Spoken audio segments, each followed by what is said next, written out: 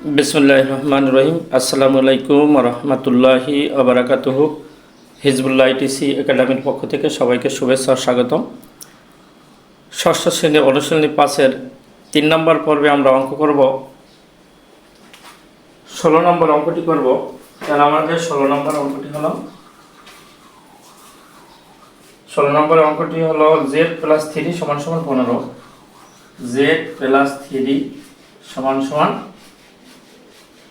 15। এখন আমরা z = আমরা যদি z এরকমের লিখি এই এত হয়, কিন্তু এরকম লিখো তাতে হয়। এখানে z = 15 না, z + 3 = যদি 15 হয়, এখন আমরা যদি সমাধান করতে যাই, আমরা একেবারে প্রথমে বলছিলাম সমাধানের সাইড পরিবর্তন তো চিহ্ন সাইড পরিবর্তন তো চিহ্ন পরিবর্তন। এখন আমরা যদি এই চিহ্ন পরিবর্তন করে দিই, তাহলে আমাদের বা লিখি বা z এই সমানের পর 15ই থাকবে 15, আর এইটা আছে 3 আছে প্লাস, ওগুলো ডান পাশে হয়ে গেলে যাবে মাইনাস। তাই বা এই z = 15 তে করে 3 গেল থাকে 12, এই 12। তাহলে আমাদের নির্ণয় সমাধান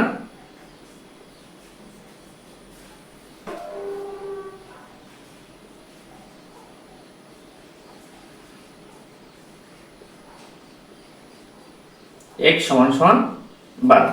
এখন হয়তো অঙ্কটা একটু দ্রুত হয়তো বুঝতে সমস্যা হতে পারে, আরেকবার রিপিট করে বলি। অঙ্কটি হলো z + 3 = 15। z + 3 = 15। এখন z + 3 = যদি 15 হয়, তা আমরা সমাধানের ক্ষেত্রে আমরা বলতে পারি যে সাইড পরিবর্তন তো চিহ্ন পরিবর্তন। এখন আমাদের চিহ্ন পরিবর্তন হবে সাইড পরিবর্তন হলে, বাম পাশের অঙ্ক ডান পাশে বা ডান পাশের অঙ্ক বাম পাশে আসলে তাহলে আমাদের চিহ্ন পরিবর্তন হবে। তাহলে এখন আমরা যদি বা লিখে যদি আমরা z লিখি সমান, এখন এখানে একটা কথা আছে, যদি আমরা z লিখলাম, এখানে +3 লিখবো না? হয়তো তোমরা ছোট এখানে একটা প্রশ্ন আসে, +3 লিখবো না? +3 না লিখে আবার এই যদি আমরা z + 3 লিখি, তা অঙ্ক তো সেরকমই রয়ে যাবে। কিন্তু আমরা যদি এখানে আবার আরেক রকমের করতে পারি, +3 লিখে এগুলো আবার মাইনাস +3 এবার -3 এগুলো আবার লেখা যায় -3। এটা হলো সমাধানের নিয়ম, অত রকমের করবো না। গাইড ওই রকমের করে, কিন্তু আমরা ওই রকমের করতে যাবো না, তো আমাদের অঙ্ক ভুল হওয়ার সম্ভাবনা থাকে বেশি। আমরা এই সিস্টেমে অঙ্ক করবো, আমাদের অঙ্ক হবে ছোট এবং সময় কম, নির্ভুল। তাহলে আমরা নির্ভুলের দিকে অল্প সময় নির্ভুলভাবে যে অঙ্কটা করতে পারি ওইটাই করব। তাহলে আমরা যদি দেখি z = এখন সমানের পর আমরা এই সমানের পর যে 15, আমরা কিন্তু সমান দিলে 15ই লিখবো, এটা বাদ থাকবে। তারপর এইটা 15-এর পরে যাবে, আছে প্লাস হয়ে যাবে মাইনাস। এখন হলো আমাদের প্লাস মাইনাস হয়ে যাবে -3, বা z = 15 তে করে 3 গেল থাকে 12। অর্থাৎ নির্ণয় সমাধান 12। নির্ণয় সমাধান x = 12। তাহলে আমরা এখন 17 নম্বর অঙ্কটি করব।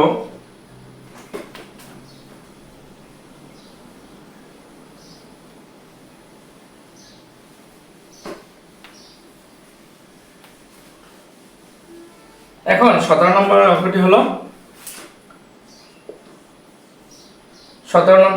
হলো 3x = 12। 3x = 12। এখন আগে আমাদের অঙ্ক ছিল এই রকমের ছিল না, আগে ছিল z + 3 বা z - 3 = 15 বা 12 ছিল। এখন একটা নতুন সিস্টেম আমাদের অঙ্ক 3x = 12। এখন এই সিস্টেমটা যদি অঙ্ক যদি গুণ হয়, অঙ্ক যদি xy আর সংখ্যা যদি গুণ হয়, তাহলে ডান পাশে বা বাম পাশে গেলে ভাগ হয়। অঙ্ক যদি থাকে গুণ হবে ভাগ, এইটাও জানতে হবে। এইটা 17 নম্বর অঙ্ক হবে প্রথম। তাহলে যদি অঙ্ক আমরা 3x এর লাগে 3 গুণ, আমরা যদি এটা গুণ দেখি, তাহলে আমরা যদি এটা গুণ বলি হয়তো আমরা বুঝতে চাই না। এখানে যদি লেই 3 গুণ x = 3x, এই বা আমরা লিখতে পারি 3 × x = 3x। এই এখন যদি আমরা গুণ বলি, তাহলে গুণ বললে এখন কিন্তু অনেকে বলবে যে গুণ কই, এখন তো 3x, কিন্তু অঙ্কটি গুণ। এই অঙ্ক যদি সমাধানে গুণ থাকে, তাহলে ডান সাইড পরিবর্তন হলে ভাগ। কিন্তু যদি আমরা যদি ওই গুণে উঠাই, তাহলে আমরা যদি আগের দুটি পর্বতে আমরা অঙ্ক করছিলাম কিন্তু 16 নম্বরে সাইড পরিবর্তন তো চিহ্ন পরিবর্তন। এখন আমরা সাইড পরিবর্তন করব, ভাগ করব, এখানে মাইনাস প্লাস যা থাকে ওইটাই আমরা দিয়ে দেবো। সেটা যদি আসে কোথাও আমি দেখবো, সেকালে হয়তো অঙ্কে আসলে বললে সেটা মনে থাকে বেশি, কিন্তু এখন যদি বলি হয়তো অঙ্ক প্র্যাকটিক্যাল অঙ্ক না দেখানো গেলে হয়তো মনে থাকে না বা বুঝতে কষ্ট হয়। এখন আমরা যদি 3x এর আমরা যদি গুণ বলি, 3 লাগে গুণ, সেটা তো আমি দেখাই দিচ্ছি। এই 3 গুণ x সমান 3x বা 3 ইন্টু x সমান 3x, ইন্টু মানে গুণ আর গুণ মানে গুণ, ইন্টু মানে আমরা 3x। এখন আমরা 3 লাগে x যে গুণ, এইটা আমরা বুঝতে পারলাম সবাই।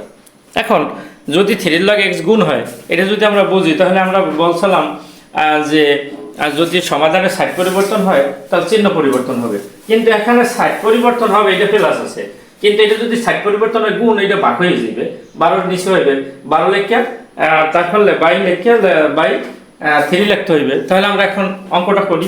আমরা এই কথা আগে শুনে নেব, শুনে কথা বললেই আমাদের অঙ্ক বোঝা অতি সোজা। এই বা x সমান সমান এই 12/3, এই দেখছি আমরা এখানে গুণ থাকলে বাদ হয়ে যাই, 12 এর ভাগ করা লাগবে 3 দিয়ে। এখন আমরা যদি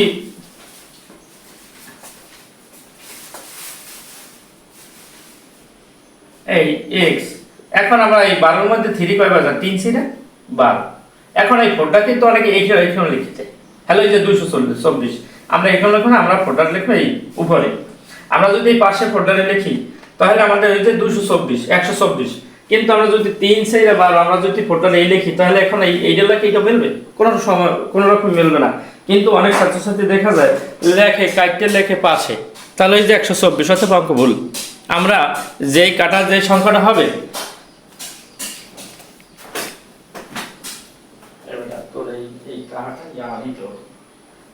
তাহলে আমরা যদি কাটাকাটির ক্ষেত্রে যাই, তাহলে আমরা কাটাকাটি করে যে রেজাল্ট হবে ওই সংখ্যার উপরে লিখবো, একটু উপরে লিখবো, যেটা আমরা বুঝতে পারি এটা 4 বা 4 যা বলো।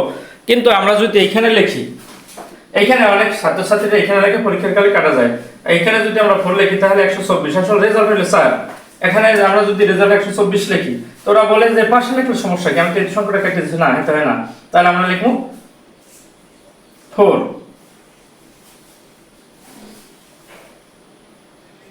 এই 4। এখন আমরা লিখব নির্ণয় সমাধান,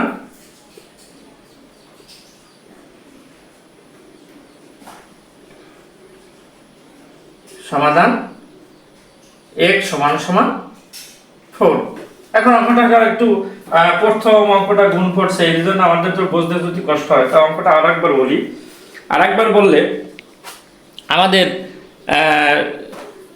অঙ্কটা একটু সোজা হয়ে যাবে। 3x সমান 12, তাহলে আমরা 12x, এখানে বলছিলাম গুণ থাকলে ভাগ হয়, তাহলে সমান 12/3, 12/3 বা 3 যাই বলো, অঙ্কে বাংলা ইংলিশ না মিলে হয়তো অঙ্ক বলতে সমস্যা হয়, এই জন্য বাংলা ইংলিশ মিলিয়ে বলতে হয়।